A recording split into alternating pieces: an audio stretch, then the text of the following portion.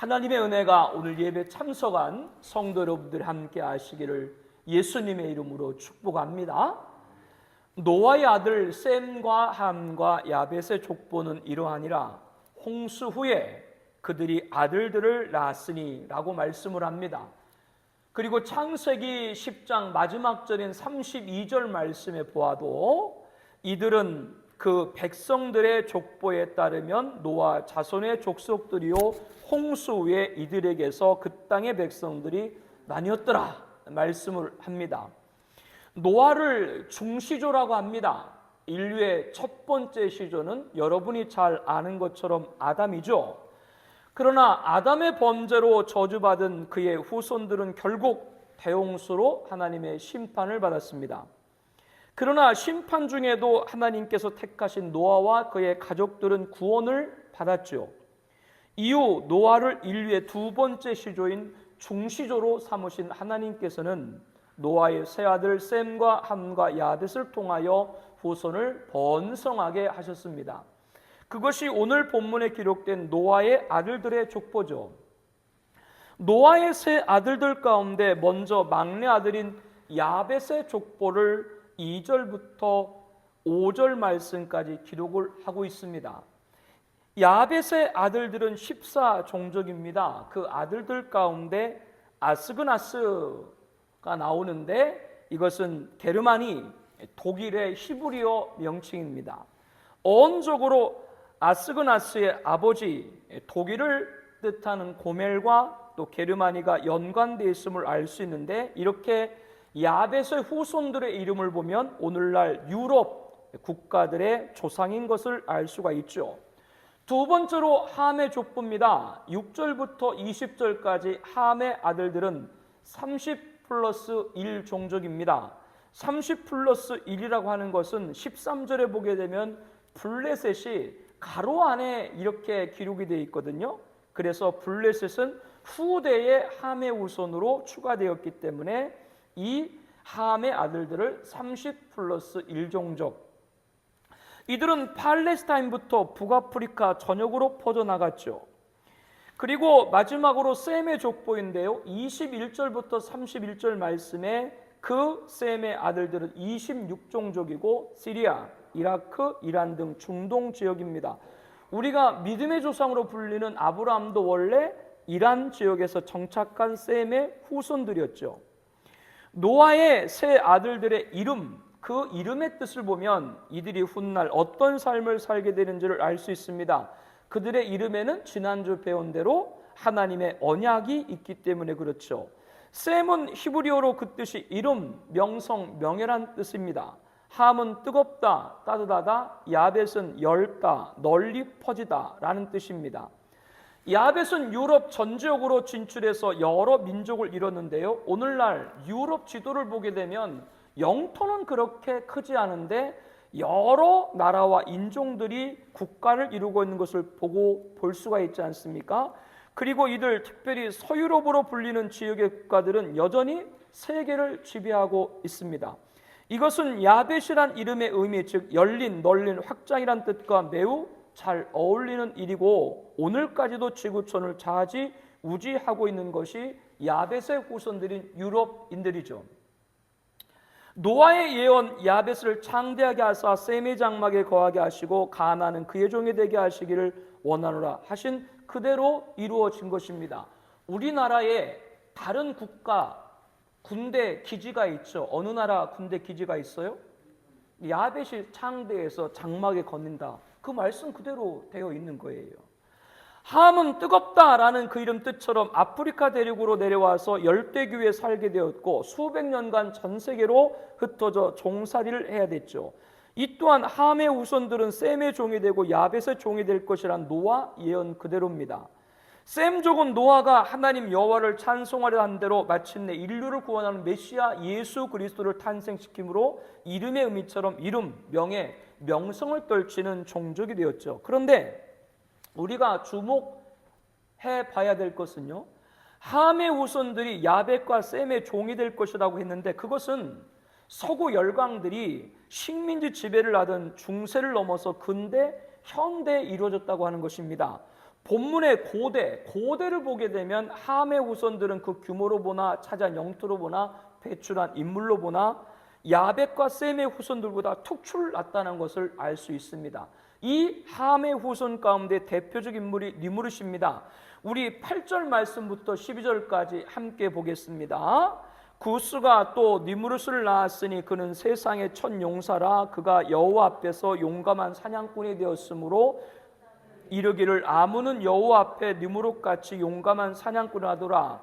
그의 나라는 시날 땅의 바벨과 에렉과 악각과 갈레에 시작되었으며 그가 그 땅에서 아수르로 나아가 니느웨와 르호보딜과 갈라와 및 니느웨와 갈라 사이에 레센을 건설하였으니 이는 큰 성읍이라.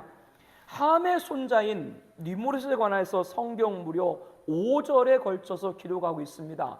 창세기 10장에 노아의 아들들의 족보를 기록하고 있는 70종족인데 그 70종족을 기록하고 있는데 그중 니무롯 한 사람에 관해서 5절에 걸쳐서 기록하고 있다라고 하는 것은 이유가 있죠. 그는 세상의 첫 용사다. 강력한 전사였다. 역사 자료에 의하면 이 니무롯은 현재 알려지고 있는 고대 바빌론의 유일한 왕입니다. 이 니무롯에 대해서 지상 최초의 권력자, 세상 최초의 영골로 영어 성경엔 번역을 하고 있습니다.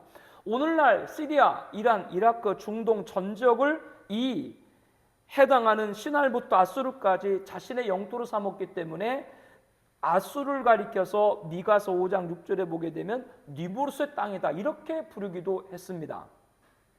니무롯은 여호와 앞에서 용감한 사냥꾼이다라고 했습니다. 그래서 속담에 이르기를 아문은 여호와 앞에 니무롯같이 용감한 사냥꾼이다라고 했습니다. 이것은 마치 여호와 하나님이 인정한 용감한 사냥꾼 뜻 같지만 이것은 하나님과 맞서려는 자다라는 뜻입니다. 그래서 세상에 장수가 등장하면 사람들은 저 장수는 여호와 앞에 니무롯같이 용감한 사냥꾼, 즉 니무롯같이 하나님과도 대적할 수 있는, 필적할 수 있는 자라야 세상의 영웅이 될 수 있다라고 이렇게 그 의미를 두었습니다. 이렇게 영웅을 호칭하는 대명사로 니무롯의 이름이 사용된 것이죠. 또한 이 자는 시날 땅과 바벨과 에릭과 이각과 레겔에서 시작해서 니느웨와 르호보딜과 갈라와 레센에 건설을 했습니다. 모두 큰 성읍을 건축했다고 말을 하죠. 동생 아벨을 죽이고 여호와를 떠나서 가인이 가장 먼저 한 일이 뭐예요? 큰 부를 얻고 그 다음에 성을 쌓고 도시를 건설해서 아들의 이름들을 따서 에녹성이라고 명했죠. 자신의 명성을 세상에 과시했습니다. 그와 똑같이 하나님을 떠나 권력과 부의 상징인 큰 성읍을 잇따라 건축한 인물이 누구예요? 니무롯입니다. 그러므로 세상으로 볼 때 사람들은 니무롯을 추앙할 수밖에 없었던 것이죠. 여러분 남편이 여러분에게 카페 하나 차려줬으면 좋겠죠? 싫어요? 여러분 좀 여가 생활할 겸사해가지고 좋은 책방 하나 열어줬으면 좋겠죠? 뭐 이렇게 아멘이 없으니 그러니 남편들이 안 해주지. 이렇게 니무롯은 세상 사람들이 우러러보는 자로서 성경 기록 그대로 용사였습니다. 그러나 이 용사가 얼마나 위험한 것인가를 우리는 창세기 6장을 공부할 때 배웠죠. 대홍수 이전에 세상에는 네피림이 있었습니다. 그는 장부 거인이었죠. 많은 사람들이 네피림을 추앙했습니다.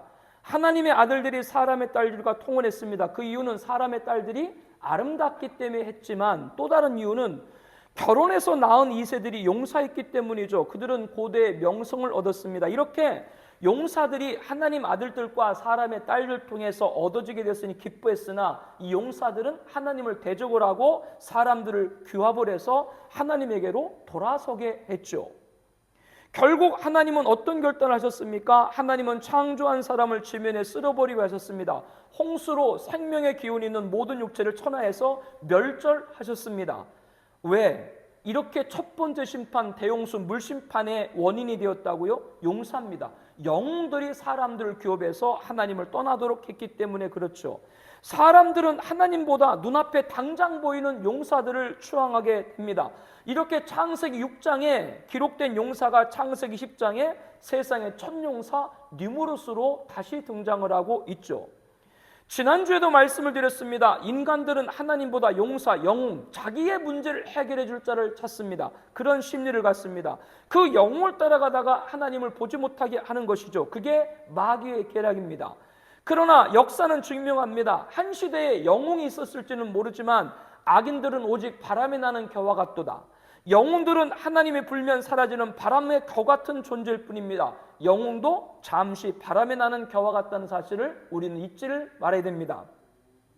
성경은 고대 바벨론 이후에 신 바벨론으로 2대 왕인 느부갓네살에 관해서 여러 말씀을 기록을 하고 있습니다.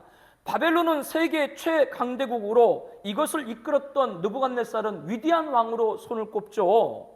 바벨론은 압도적인 군사력으로 주변 나라를 정복하며 제국을 완성해 갔습니다. 기고만장한 그들의 기세는 하나님의 준원한 심판으로 몰락을 겪게 되죠. 이때 이사야 14장 5절에 여호와께서 악인의 몽둥이와 통치자의 귀를 꺾으셨다. 하나님의 바벨론의 규라고 하는 건 지팡인데 바벨론의 왕위를 상징하는 호를 꺾어버렸다. 파죽지세로 세계를 정복할 것 같던 바벨론의 통치를 꺾어버리시고 하나님은 바벨론을 스월, 지옥에 던져버리기로 했습니다. 그런데 이 바벨론을 스월, 지옥에 던져버리려고 했을 때 그 스월 지옥에 먼저 들어가 있는 자들이 있는데 그들이 이사야 14장 5절 9절에 보게 되면 세상의 모든 영웅과 열방의 모든 왕들이 지옥, 스월에 던져져 있더라. 즉 바벨론과 같이 한때 하나님을 대적하며 인간의 인기를 끌던 세상을 주름잡던 영웅들은 모두 스월, 지옥에 던져졌다고 말씀을 하고 있죠. 그렇다면 세상의 첫 번째 용사인 영웅 니므롯도 지옥에 떨어진 것이 분명하고 그를 따르던 자들도 지옥에 떨어진 것이 분명한 걸 우리는 알아야 됩니다. 이렇게 성경은 용사, 세상 영웅을 따르는 것이 얼마나 위험한 것인가를 가르쳐주고 있죠. 그럼에도 사람들은 자신의 개인의 문제부터 시작해서 사회, 나아가 인류의 문제에서 구할 영웅을 구하고 있습니다. 더욱 요즘 같은 위기 시대에 모든 상황을 단번에 해결할 자가 왔으면 좋겠다라는 생각을 하고 있죠. 어른 되시는 장년 여러분들 600만 불 사나이 아시죠? 소머즈 아시죠? 몰라요? 집에서 그냥 기도만 하고 살았어요? 헐크 알죠? 이 모든 것들은 램보, 스파이더맨 공통점이 뭐냐? 많은 대적을 초인적인 힘으로 한 사람이 물리친다. 요즘에는 젊은 그리고 사람들 어린아이들은 어벤져스 시리즈라고 그러죠. 토르, 호크아이, 아이언맨 지구를 위기에서 구할 영웅들입니다. 그냥 영화 같지만 그 영화 자체가 어떤 거를 보여주고 있어요? 영웅을 원하는 인간의 심리가 본문 창세기 때부터 지금까지 여전하다고 하는 겁니다. 크리스천은 세상의 위인, 성인, 영웅을 대할 때 조심해야 됩니다. 대한민국 근 현대사만 보더라도 일제 36년 감정기와 6.25 민족상잔의 비극을 겪으면서 국가 민족을 위해서 생을 바친 애국지사와 독립투사와 순국 장병들이 많이 있죠. 그분들을 존경하는 것은 바른 일입니다. 그러나 추앙하는 것은 금해야 됩니다. 교회 안에서 예수님 얘기 외에 사람 얘기를 많이 하는 것은 성경적이지 않습니다. 사람 이야기를 하다 보면 그 사람이 등장해야 나라를 살릴 수 있다. 이렇게 얘기가 되고 그것이 세상 영웅을 따르는 위험으로 변질될 수 있습니다. 영웅을 따르면 하나님을 떠나게 된다는 걸 우리는 잊지 말아야 돼요.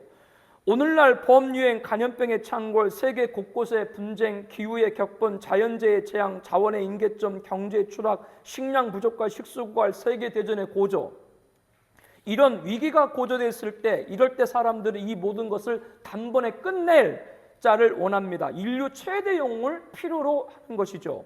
오늘 본문 성경 첫 권 창세기는 니므롯이 세상 첫 번째 용사로 기록되어 있습니다. 성경의 끝 종권 계시록에는 니므롯같이 세상 용사, 영웅, 인류 역사 종말에 등장할 영웅을 기록하고 있습니다. 그 자를 짐승, 더 비스트로 기록하고 있죠.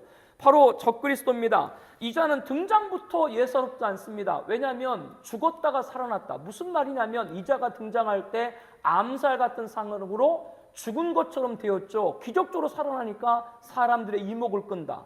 영웅은 그런 모습으로 등장을 하는 거예요. 그것은 누구를 흉내내는 것입니까? 3일 만에 부활하신 예수님을 흉내를 내는 것이죠. 이렇게 사람들의 미혹을 끌며 세계 무대에 출연합니다. 지구는 앞으로 가면 갈수록 위기가 고조될 것입니다. 이런 인류의 위기를 극적으로 타결할 종말의 영웅, 평화의 왕으로 가장할 적그리스도 등장을 성경은 예언하고 있죠. 이자는 종말인 예수님 재림 전 7년 전에 윤리를 타개할 언약을 체결합니다. 이를 가리켜서 7년 평화조약이라고 부르죠.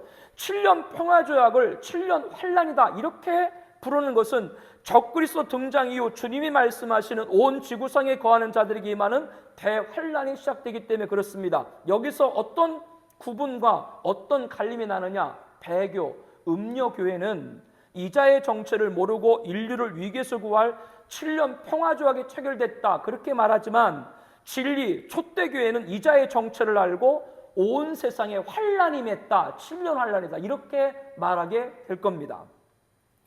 적그리스도는 종말 시대인 7년 환란의 절반이 지난 시점에서 자신의 본색을 드러내고 스스로를 하나님으로 칭할 것이라고 말씀합니다. 그는 자신의 지배가 공고된 후 종말 시대 7년 환란 중 후 3년 반 자신의 우상을 만들어 인류로 그 우상 앞에 경배하게 합니다. 인류로 그 우상에 경배하고 자신의 표를 받게 합니다. 이자가 주도하고 배포할 표를 짐승의 수로 666이다. 이 짐승표를 받은 자만이 매매가 가능하다고 합니다. 그 의미는 외형적으로는 경제수단이지만 내용적으로는 통치수단인 겁니다. 즉 매매를 위해서 짐승표 666을 오른손이나 이마에 받는 순간 그 사람의 모든 사항은 짐승 손에 들어가고 통제가 이루어지게 되는 것이죠. 짐승표는 우리나라 역사 가운데도 있었다는 걸 알아야 됩니다. 일제강점기였던 1930년대 말 일본이 일제가 중국과 전쟁을 벌였죠. 중일전쟁. 그때 일본과 조선을 전시체제로 개편했습니다. 조선 총독부는 국민정신총동원 연맹 조직을 만들어서 먹을거리와 의복을 비롯한 물리적 행동규범까지 제약을 했습니다. 말단 행정 조직까지 구성을 해서 감시와 통제를 했습니다. 하얀 옷도 입지 말고 색깔 있는 옷을 입어라. 국민복을 입어라. 여러분 몸빼 있죠, 몸빼. 그 몸빼가 원래 그게 일본복이에요. 그거를 입도록 하고 음력 대신 양육을 사용하라. 구체로 지시했습니다. 매월 7일날 반상회를 통해 가지고 그때 제시된 강화를 듣고 국가 의례로 이른 아침에 천황을 요배하고 황실의 안태를 기원할 것, 신사를 참배할 것, 황국 신민의 서사를 낭독할 것 등을 지시했습니다. 그리고 배급표가 있어야 식량을 살 수 있었는데 배급 매출표는 반드시 반상회에서 참석을 해서 도장을 받아야 식량으로 바꿀 수가 있었습니다. 북한은 김일성 동상에 절을 하고 김씨 일가에 충성을 다해야 배급표를 받고 과거 소련과 중국, 폴란드, 체코 등 동유럽 국가들은 사회주의 체제에 복종해야 배급표를 받고 생활을 했죠. 이렇게 배급표는 종말에 등장할 적그리스도 배포할 짐승의 표의 예표입니다. 역사는 반복됩니다. 하나님을 떠나면 사람을 따르게 되면 그 나라는 망하고 짐승 적그리스도를 숭배하게 된다. 이렇게 교훈을 하고 있는 것이죠. 여러분들이 관공서나 의료기관에 출입할 때 이마와 오른손에 체온 측정 태그를 한 경험이 있죠. 베리치카치 생체 이식장치가 여러 용도로 개발, 실험, 시행을 앞두고 있다고 하는 것도 들었죠. 이 짐승표가 마지막에 사람들 몸 어디에 이식을 한다고요? 이마와 오른손이라고 말을 하고 있습니다. 짐승표 666의 예고인 것이죠. 예외에는 해외로 가기 위해서 공항에 출국을 하면 여러분 문자로 외교부에서 안내가 왔는데 지금은 코로나 팬데믹 이후에 내 거주지만 벗어나도 바로 핸드폰으로 문자 알림이 뜹니다. 사실상 일거수일투족이 감시되고 있는 것입니다. 이러한 신상 정보에 대한 정부 통제는 종말의 짐승 적그리스도에 의한 세계 정부 통제에 대한 예표라고 할 수가 있습니다. 그리고 종말에 가까우면 가까울수록 정부가 교회도 통제한다는 걸 알아야 돼요. 국가에 교회가 반해서는 안 되겠지만 국가에 종속되는 교회가 돼서는 안 됩니다. 송도 컨벤시아에서 9월 20일부터 28일까지 진행되는 로잔대 50주년 서울 인천 제4차 대회에 국고 보조금이 30억이 지원됩니다. 순수한 종교 행사에 30억을 나라에서 줘요? 돈 줄 때 이유가 있죠.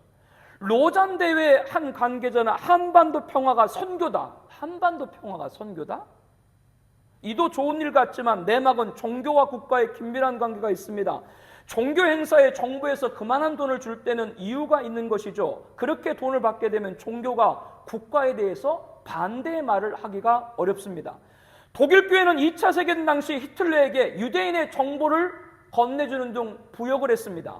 우리나라 평양에 있는 교회들은 총회에 일자 신사 참배 헌의를 가결했고 청년들을 한국 군대와 근로정신대로 보낸 일에 앞장섰습니다. 조선의 교회가 이러하게 부역을 했던 것이죠.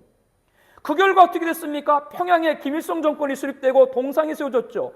교회가 정권에 유착돼서는 안 됩니다. 국고 보조금을 받았다고 해서 권력의 목표를 선교로 둔갑시키는 로잔대가 되지 않도록 하기 위해서 기도해 주시기를 바랍니다.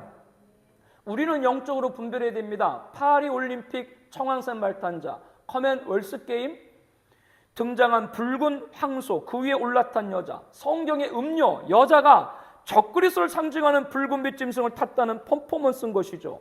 적그리스도는 그 짐승 몸에 하나님을 모독하는 힘이 가득했다고 말합니다. 음료는 배교, 종교다원주의, 종교통합, 종교유엔입니다. 적그리스도는 권력입니다. 종교와 국가가 하나가 되어야 세계를 지배할 수 있습니다. 국가 보조금이 지원되는 로잔대회가 배교가 되지 않기를 다시 한번 기도해 주시기를 바랍니다.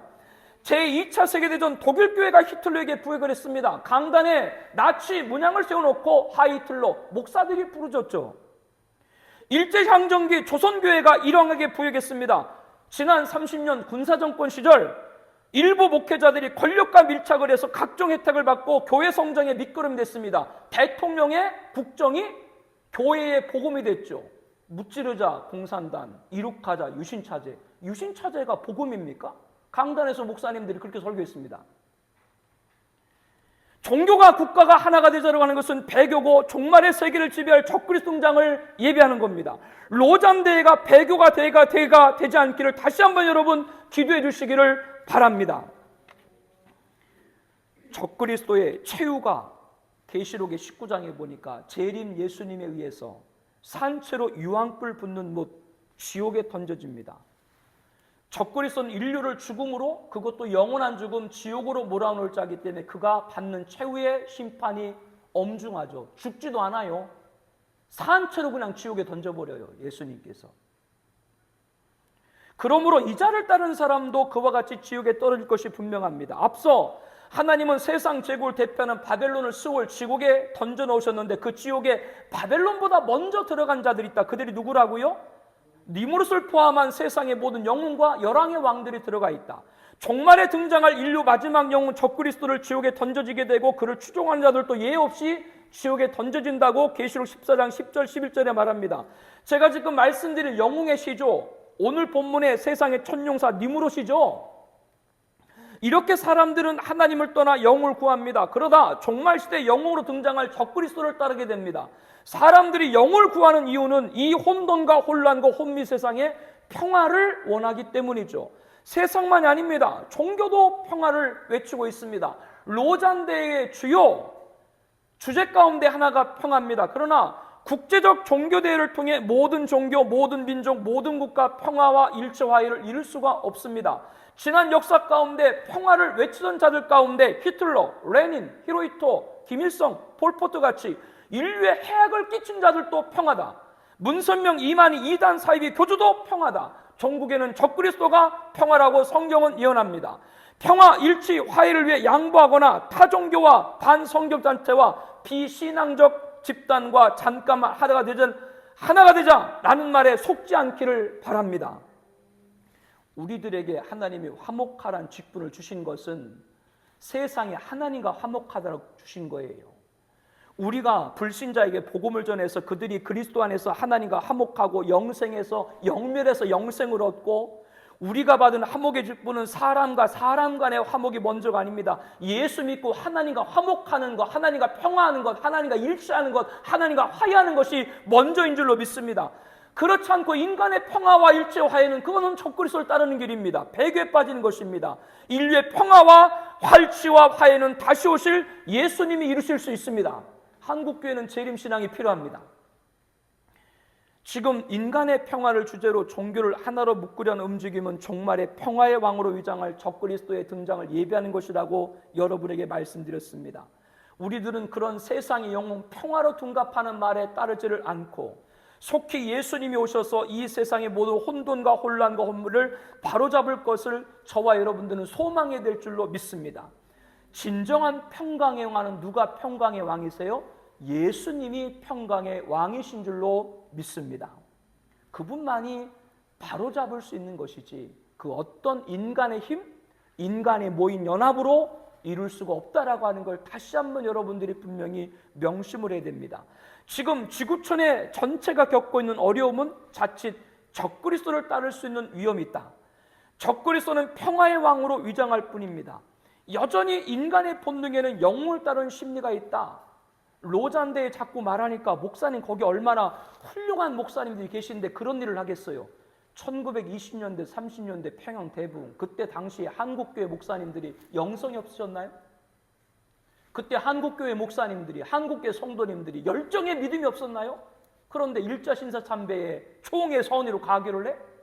96% 목회자와 성도님들이 일사찬사하고 아까 말했던 것처럼 일항에 안위를 아침마다 기울하고 배급표 받아가지고 그 표로 식량 바꾸고, 그러니까 그 땅에 날짜도 똑같아요. 10년 후인 1948년 9월 9일 김일성 정권 들어서고 동상이 세워지고 이제는 그 동상에 절해야 배급표를 받고 역사가 이렇게 보여주고 있는데 얼마나 훌륭한 목사님들이 모르겠습니다만은 그 목사님들이 뭐 인류를 평화로, 일치로, 화해로? 예수님께서, 하나님께서 말씀을 하셨죠. 믿지 않는 자와 멍에를 함께하지 말고 그리스도와 벨리알이 조화될 수 없고 하나님의 성전과 우상이 일치될 수가 없다. 아니, 하나님도 좋아하지 말고 일치하지 말고 함께하지, 하나님도 일치하지 말라고 하는 걸 왜 인간이 일치하려고 하냐고요. 어디서? 그 모든 건 주님이 오셔야 이룰 수 있는 줄로 믿습니다. 한국교회는 재림신앙이 없습니다. 재림신앙을 회복해야 됩니다. 뭔가 순서가 지금 빠져도 한참 잘못됐습니다. 우리는 성별한 여러분 되실 축복합니다. 이 세상의 모든 혼돈과 혼란과 원민을 누구만이? 예수님이 오셔서 그분이 모든 만왕의 왕으로 통치할 때 이 세상에 이루어지게 되는 것이죠. 적그리스도는 평화의 왕으로 위장할 뿐입니다. 그럼에도 인간들은 여전히 영웅을 따르는, 사람을 따르는 본능들이 있다라고 하는 것이죠. 우리들이 신앙생활에서 경험하면서 사람한테 기대하거나 사람을 의지하거나 사람을 믿어서는 안 된다는 걸 우리 다 알잖아요. 그렇다고 사람을 불신하라는 것이 아니라 사람은 믿음의 대상이 아니라 사랑의 대상인 줄로 믿습니다. 그런데 왜 사람을 자꾸 기대해? 그게 영웅을 따르는 심리예요. 사람을 따르는 사람들이 주일날 교회 와요? 못 오죠. 사람을 따르는 사람들이 11조를 드려요? 못하죠. 사람을 따르는 사람이 철저히 주일 성수를 해요? 어렵죠. 이 모든 것 벗어나고 예수 믿음 안에 충만한 저와 여러분들 되길 바랍니다. 우리들은 주님이 오셔야 모든 걸 해결할 수 있다는 일념을 갖고 지금 교회를 떠나지 말고 신앙에 집중을 하고 헌신에 최선을 다하고 예배에 우선하기를 주의 이름으로 권면하여 드립니다. 오늘 설교서론의 셈족은 노아가 하나님 여호와를 찬송하려 한 대로 이 셈족에서 마침내 인류를 구원하는 예수 그리스도께서 탄생하셨다, 이렇게 말씀을 드렸죠. 이름의 뜻처럼, 셈 이름의 뜻처럼 이름, 명성, 명예를 얻는 그런 가문이 된 거죠. 약속의 메시아 예수 그리스도가 탄생한 셈의 족보는, 셈은 에벨의 자손의 조상이란 말로 시작됩니다. 여기서 등장한 에벨은 셈이 낳은 5 아들 중 아르박삭의 아들 셀라의 아들입니다. 즉 에벨은 셈의 증손자입니다. 그런데 에벨은 셈의 증손자인데 셈 족보의 대표적 인물로 에벨을 명시하고 있다라고 하는 것이죠.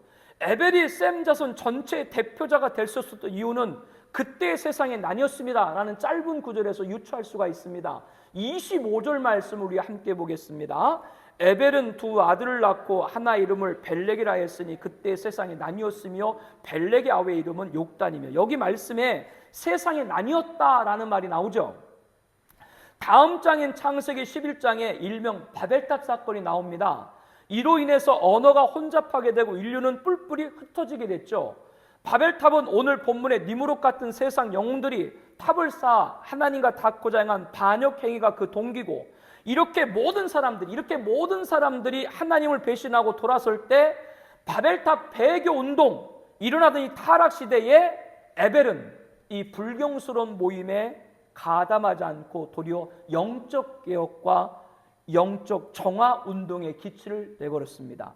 이 때문에 에벨은 또 한 명의 믿음의 조상이 되었고 아브라함의 선조가 되었다고 하는 것이죠. 에벨의 뜻은 뭐냐면 건너온 자. 에벨의 어원 이브리거든요. 이 이브리에서 히브리가 나왔습니다. 히브리는 여러분 잘 아는 것처럼 아브라함과 그의 후손들 히브리 민족 이렇게 얘기를 하죠. 그 유래가 바로 본문 에벨, 셈의 증손자인 에벨의 이름에서 시작되었다라고 하는 겁니다. 그래서 아브라함을 히브리라고 할 때 왜 아브라함을 히브리라고 그래요? 하나님이 이렇게 말씀했죠. 너는 고향과 친척과 아비집을 떠나 내가 내게 보여줄 땅으로 가라. 이렇게 하나님의 명령을 떠나고 그가 갈대우를 떠나서 유브라데 강을 건넜죠. 그래서 건너왔다, 히브리. 이게 아브라함인데 그 떠났다, 건너왔다라고 하는 그 시작이 누구부터 시작됐다고요? 에벨에서부터 시작됐다라고 하는 겁니다. 모세가 광야 40년 생활을 마치고 이제 요단강 앞에 서서 이스라엘 백성들에게 이 강을 건너서 너희는 약속의 땅 가나안으로 가라 선포했습니다. 그리고 모세는 죽고 여호수아가 지도자가 되었죠. 그런데 요단강 앞에 선 이스라엘은 쉽게 그 강을 건널 수가 없었습니다. 요단이 곡식을 거두는 시기에는 항상 언덕에 넘치리라. 여호수아 3장 15절 말씀인데요. 요단은 연중 대부분은 건기로 아주 마른 천이에요. 그래서 성지순례 갔던 분들이 요단강 가고 나서 이게 요단강이야. 우리나라 4깔도 안 되는 게 요단강이. 그것도 다 말라 있어. 그거는 건기고 우기 때가 되면 사람들이 건널 수 없을 정도로 물이 넘쳐 부릅니다. 이때 여호수아는 제사장들에게 언약궤를 메고 백성 앞에서 요단강을 건너라 명령을 했죠. 하나님 여호와께서 여호수아에게 이르시되 내가 오늘부터 시작하여 너를 온 이스라엘 목전에 크게 하여 내가 모세와 함께 있었던 같이 너와 함께 있는 것을 그들에게 알게 하리라. 이 말씀을 여호수아가 붙들고 명령을 한 거예요. 언약궤를 맨 제사장들로 하여금 요단강에 발을 넣어라. 놀라운 일이 일어났죠. 언약궤를 맨 제사장들이 발이 요단강 물가에 잠기자마자 위로부터 흘러내리던 물에 그쳐버렸습니다. 마치 홍해를 걷는 것 같이 물이 온전히 끊어짐에 백성이 여리고 앞으로 바로 건너갈 수 있었다라고 성경은 말합니다. 이 말씀은 하나님이 건너라고 하실 때 주저 말고 건너면 하나님의 역사가 함께할 줄로 믿습니다. 오늘날 천조국으로 불리는 세계 초강대국 미국, 그 미국에 뿌리는 필그림 파더스, 순례자들, 이들은 오직 한 가지 소원, 하나님을 온전히 믿고자 항해를 시작을 했죠. 원래 시작은 네덜란드로 향했다가 다시 신대륙으로 바꿨습니다. 1620년 9월 6일 메이플라워에 몸을 실은 102명이 대서양 항해를 시작을 했습니다. 도중에 강한 바람과 폭풍을 만나기도 했고 힘든 항해 끝에 선원 1명과 승객 1명이 육지에 도착하기도 전에 사망을 했습니다. 그러나 바다 그 한가운데서도 아이가 출생하는 놀라운 일도 은총도 있었죠. 마침내 1620년 11월 9일 육지가 보였습니다. 66일 동안 열악한 환경을 인내해온 승객들은 윌리엄 브루스터 주도의 시편, 감사 100편을 올려드렸습니다. 우리 함께 시편 100편 1절 5절을 보겠습니다. 온 땅이여 여호와께 즐거운 찬송을 부를지어다. 기쁨으로 여호와를 섬기며 노래하면서. 한글 몰라요? 안 나왔어요? 제가 읽을게요. 잘 들으세요. 온 땅이여 여호와께 즐거운 찬송을 부를지어다. 기쁨으로 여호와를 섬기며 노래하면서 그의 앞에 나갈지어다.